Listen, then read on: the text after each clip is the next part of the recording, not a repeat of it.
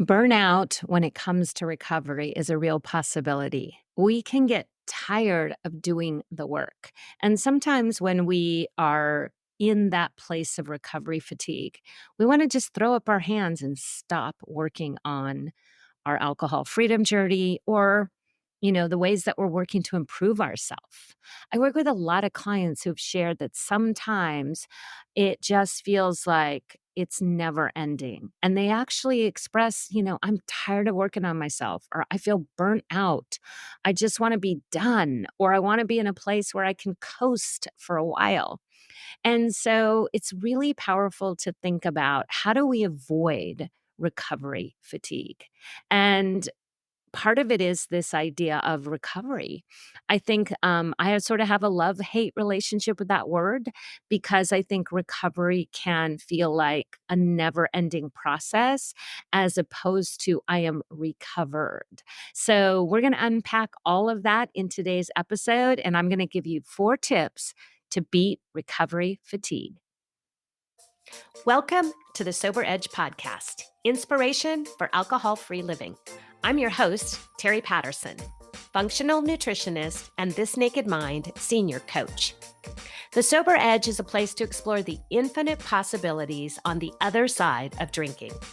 In a culture soaked in booze, discover the wonder and joy of taking a different path. Meet real people living lives of purpose and passion. Learn the truth behind the alcohol myths and get ready to be motivated, inspired, and astounded by what is possible with the Sober Edge. Hey, it's Terry back with another edition of the Sober Edge podcast. And today I have a solo episode. It's been a little while. I have been really enjoying having a variety of guests, many who are coming to me and saying they would love to be featured on the Sober Edge podcast. So after 2.5 years of podcasting, this feels like such a gift. And if you have not caught up on the last few episodes, I have had some incredible guests. We had the wonderful Tawny Laura, author of Dry Humping. Laura Cathcart Robbins talked about Stash, her life in hiding. We have had Robin McIntosh talk about recovery and her center, Work It Health. So many great episodes. So I hope you will maybe take a look at the archives and re engage with the Sober Edge podcast. So today I want to talk about something. I'm not sure if I've talked about it before, but it's been sort of coming up in my sessions, my group sessions, my small group sessions. And it's this idea of recovery fatigue. And I think it is really powerful to explore our thoughts around recovery fatigue. One of the things I'll just say right away is that I sort of have a love hate relationship with the idea of recovery in general. I don't necessarily consider myself part of the recovery community. And that's mostly because I have really defined my journey as one of freedom. And so I sort of consider alcohol in the rearview mirror. It's in the past. And I don't spend a lot of time focusing on the things that are keeping me from drinking. And I think in some ways that has been the definition that I have carried into the idea of recovery.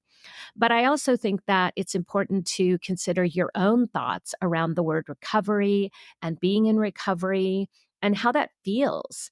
I would invite you to just explore by thinking about it, journaling about it. Take a deep breath and ask yourself, put your hand on your heart. Do I consider myself to be someone in recovery? And what does that mean for you? And is that an empowering statement?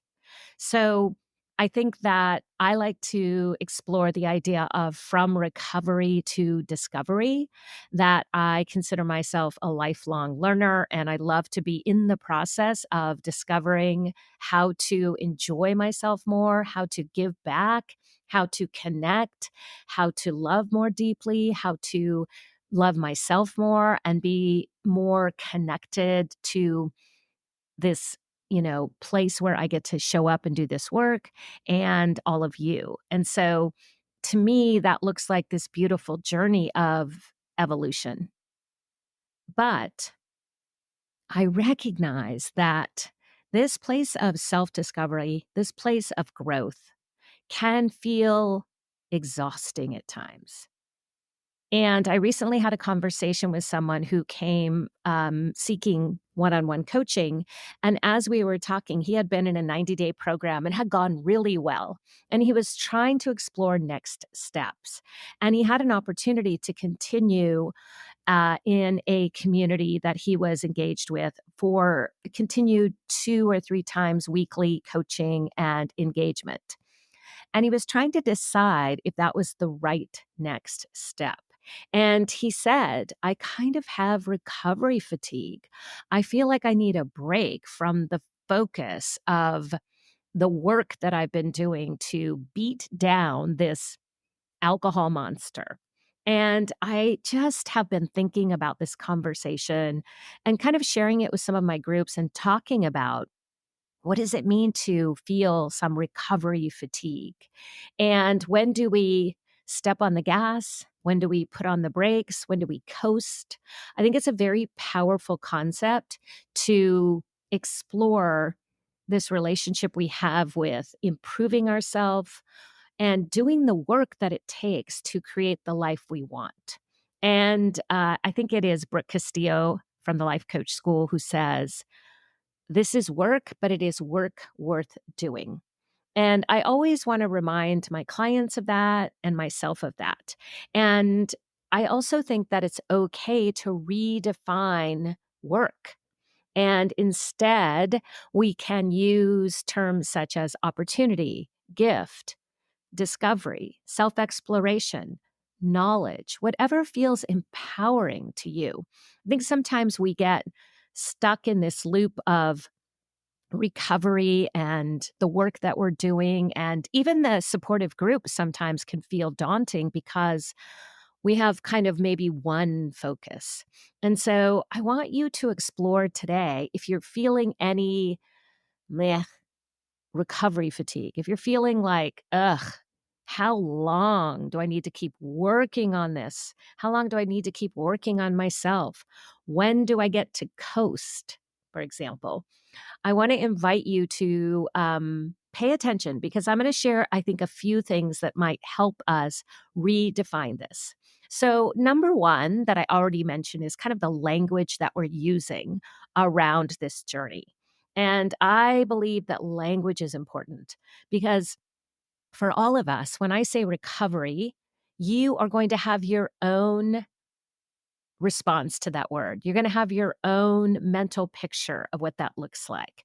And as I mentioned at the top of this episode, if it's positive, then hold on to that idea of recovery. But if it feels like an ongoing slog through life, I want to invite you to consider some of these other words that I already mentioned, such as exploration, personal growth, opportunity. I love that because to me, it is that change from recovery to discovery. And for me personally, discovery sounds exciting.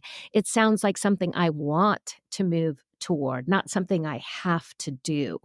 And so that's kind of my number one tip is really explore the language you're using around this journey. Number two, I want to invite you to take a look at kind of zoom out and change that perspective of slogging through day by day, doing the work, maybe not seeing much progress, feeling like you're maybe on a hamster wheel and you're not gaining forward momentum. And I want you to zoom out and look back to where maybe you were a month ago, maybe where you were 6 months ago, and really explore the changes that you've made. Even if you're at the beginning of this alcohol free journey, I believe that 6 months ago, you had a slightly different mindset than you have today. 1 month ago, you probably have a different mindset, and there's some changes that you can pinpoint. And we sometimes need to zoom out and say, oh my goodness, here's where I was just a few weeks ago, just a few months ago, and here is where I am today. So while when we're looking just at the step in front of us, which we often do, and sometimes that's necessary, we see just one more step, one more step, one more step. But when we zoom out and we look from above, we can see how far we've traveled on this journey, how much progress we've made on this path.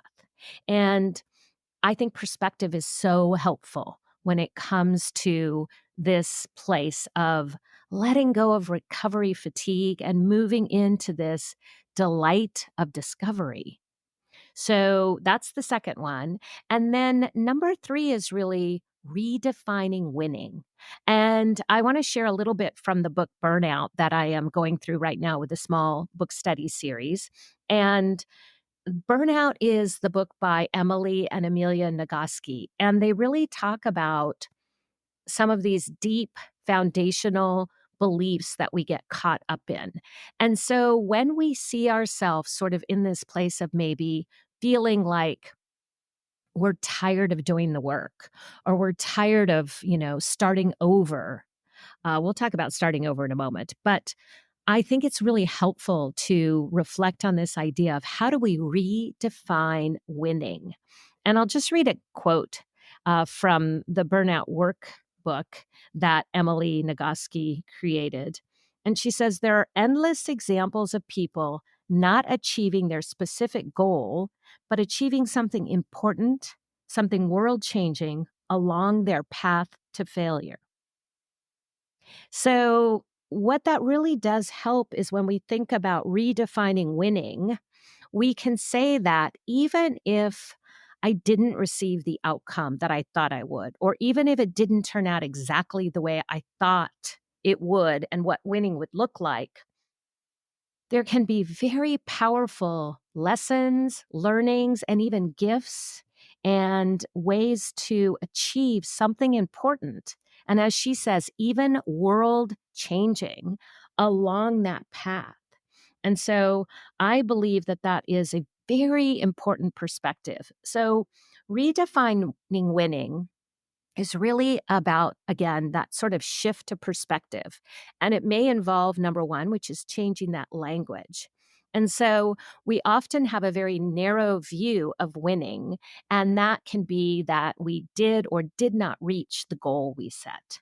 But I also think it's really powerful to change that idea of a goal into an intention so that we have more opportunity to see the benefits.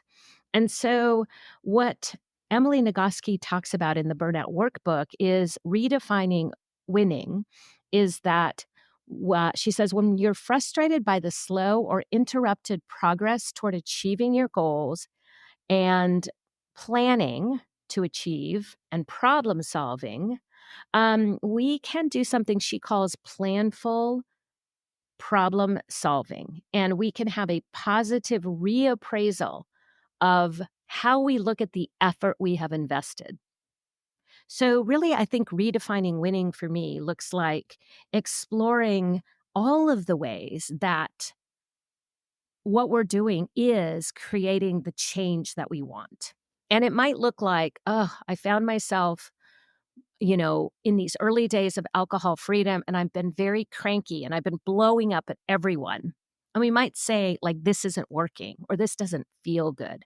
But if we can redefine winning as, oh, I'm getting more in touch with my emotions. Oh, I'm starting to be fully present and some things are just irritating. Oh, I'm noticing that it doesn't feel good in my body when I blow up and explode.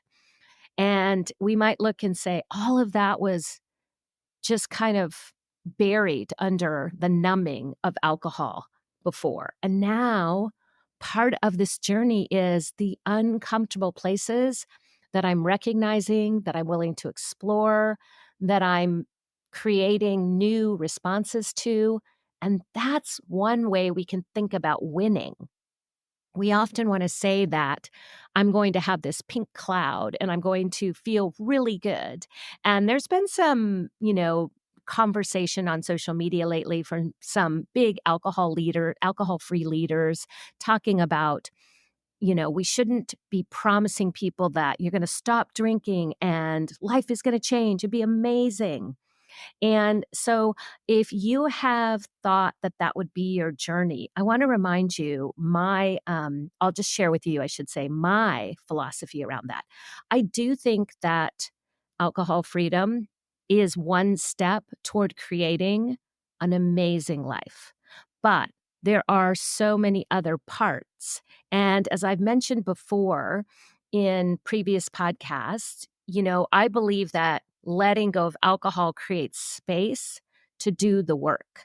And so, if you are at this place where you've let go of alcohol and now you are saying, well, it didn't turn out the way I thought, like life doesn't seem better. Now I have all these problems. Now I'm noticing all these places that feel uncomfortable and aren't working in my life.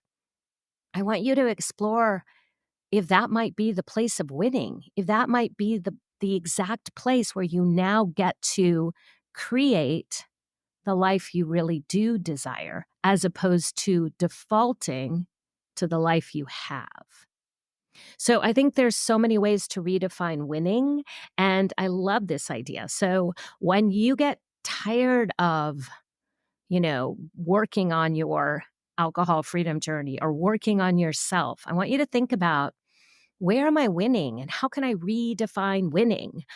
Because I think when we have something where we can celebrate and we recognize how much progress we've made, it doesn't feel quite so fatiguing. We're not so tired of it. Like, I love to be in a place where I can celebrate and see my progress and feel really good about the direction where I'm moving. And when I'm in that place with that focus, I'm not feeling a lot of recovery fatigue. So I think the other way is number 4 is to really redefine quitting. So here we have redefine winning and redefine quitting. And Glennon Doyle, who's one of my mentors, I remember hearing her say one time, I love quitting. I quit every day. Quitting is my favorite thing. And what she was really talking about is this place of recognizing that we can take our foot off the gas. We can rest. We can coast. We can allow that we don't always have to be in frantic motion and action. Sometimes it's okay to just be. And in fact, I think the redefining quitting can look like deep rest.